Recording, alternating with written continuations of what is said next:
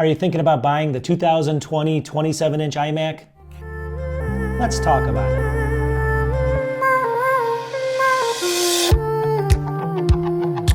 Welcome back to the channel.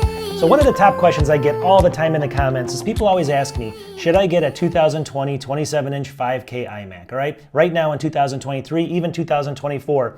Obviously we have the M1 iMac sitting right here, a little bit smaller, you can see it right there. I also have a 27-inch over there, I'll get into that in a second.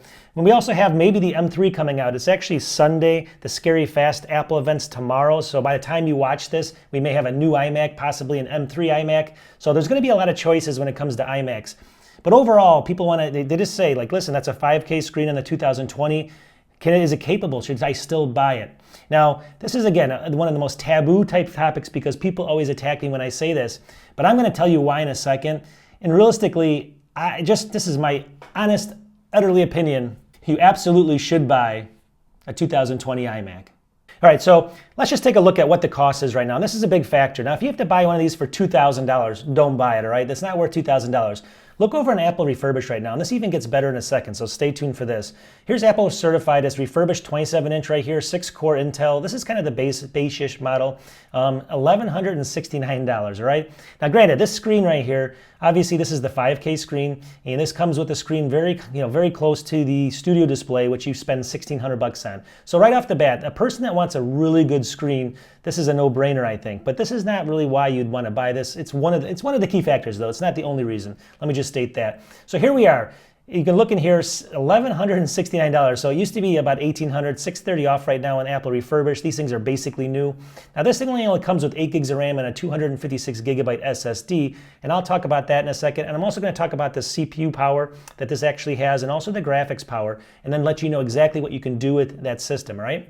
Now, I have a 2017 over there, 5K iMac, and I still do a ton of 4K edits on it. In fact, that's my main system. So it really comes down to adding some RAM to those systems, and we'll get into that also, but I just wanted to kind of show you the initial price.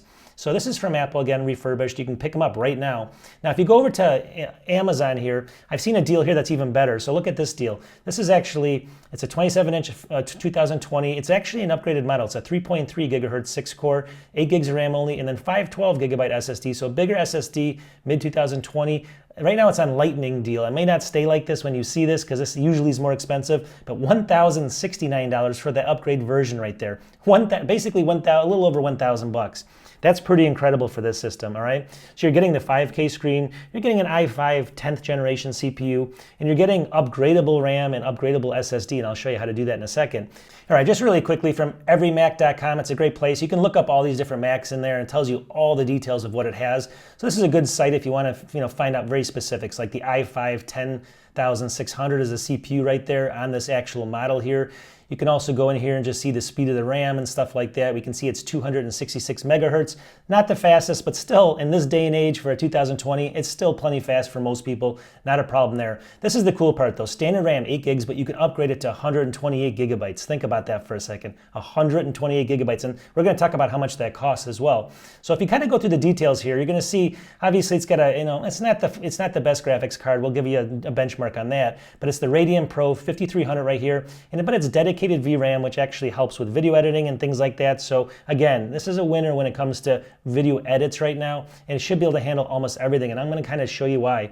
But anyways, you can go to this site, you can check out all the details in here, everymac.com. I'm not affiliated with them, but it's just a great site. If we keep going down the list here, so what does this CPU do here? Now, here's the i5 10600, it's 3.3 gigahertz. So let's take a look at the score here. Now this is actually called Passmark Software. This is a site that does their own kind of benchmarks, and I use this quite a bit. I always say anything over 5,000 is totally usable. 10,000 is actually really good. Anything between 10 and 20 is really, really good, and then anything above 20 is like, you don't need that speed, all right? This falls right in the middle. It's 13,689 here. You can see that's the benchmark of this. Well, that still doesn't mean a lot to you, but let's just scroll down here. So if you go all the way to the bottom down here, we can see some of the other scores in here. Sorry about that. So here's the one we're talking about. It's 13,689, but you can see the M1 chip right here, which is basically this iMac over here, is 14,230. So look how close that is. It's really, really close. Even the M2, which is the base model M2 chip here, if you look over here, 15,466 to 13,689. So again, that 2020 iMac is not that far off right here. You can see those stats right there, and that tells you that the CPU power is going to be plenty, right? And then so we really have the graphics card to worry about now. We also have the RAM, and the RAM is the big thing, easy thing to upgrade, right? So if we keep going down the list over here, we'll go to the next thing. Here's the graphics card. This is again from Passmark. It's 7230, right? It's not the strongest. It's just a dedicated graphics card. It's not going to be the fastest. Some of the newest ones benchmark in the 20,000s. So it's not going to be a super powerhouse. But my 2017 iMac that sits over there has a much slower, obviously it's going to be even have a slower graphics card than this, and I can do 4K edits, either 30 or 60 quite easily as long as I have enough RAM on the system. So that's not a problem either. It's not going to be great for gaming and stuff. If you take a look at this, this is not a gaming machine because of this benchmark here. But for video edits and 4K and stuff, it's still pretty good for it. And you can't complain with this because it's all dedicated. All right, so when we get into the rest of this, let's go over here now. So let's say you want to upgrade these, let's just say the 256 gigs that Apple's offering isn't enough space. Well, I have check out my other videos. I have tons of videos on just buying simple Thunderbolt 4 or Thunderbolt 3 connectors and actually doing an external SSD, and you're going to be able to get about 2,800 megabytes per second, a ton of space or a ton of extra space and extra speed. So that shouldn't be a problem either. It'll be faster than the internal drives inside the 2020 as well. Now, if you do want to upgrade it, you can go to OWC over here, see it right here, and you can scroll down here. So you can see in here, they have these upgrade packs, and you can go ahead. This includes SSD tools, display tape, and installation components. So you have to take the screen off, but this includes the tape to put it back on. You got to do some research, figure out how to do it. It's not the easiest thing, but it's not the hardest either. It's probably like an hour and a half project. Anyways, you can see in here, you can go up to 480 for 89 bucks, another terabyte for $119 by using this kit. So you can upgrade it really easily for only 100 bucks versus Apple for a terabyte on the new systems would be charging you like $800 or 600, whatever it comes out, 400, 600. I don't even know at this point, but super expensive. So that's actually really cool. And then over here, this is the big kicker here. So the memory. So obviously in the 2020, it's the last iMac that you can upgrade your own memory in the back. I wish Apple would never have taken that away. It's the best thing ever. On my 2017, I actually upgraded that to, I think I only have 24 or 32 in there, and it can just crunch through everything I throw at it. So here we are with a 2020 iMac, and if you look in here, OWC has these packs right here. So for 39 bucks, you can go up to 16. You can go to 32 for 78, 71. You can go up to 64 for 139 bucks only, and you can go up to 96 gigs of RAM for 220, and then 128 for 284. Think about that. If you did that on a normal modern machine, it would just cost, another couple $1,000. Here we are, 284 bucks. So if you had a system, 2020 iMac like this, 27-inch, and you had, let's just say we went to 64 gigabytes, can this do 4K edits? Can it do everything that you have to throw at it? You want to start a YouTube channel? Absolutely. It can do it, hands down. Now, one kicker in here as well, and this is kind of the main kicker at the end, is you really, if you're familiar with using something like OpenCore, now this thing's obviously going to lose a little bit more coverage in a couple years from now. It's still going to be available for a couple years, and then maybe the OS availability will go away. But if you can use something like OpenCore where you can install the more modern versions of Mac OS, this thing's going to last a long time for the average user. It's going to be able to do editing for a long time as long as you upgrade the RAM for a very inexpensive cost. And you're getting the incredible 5K screen, which is, $1,600 in itself, basically, with the studio display.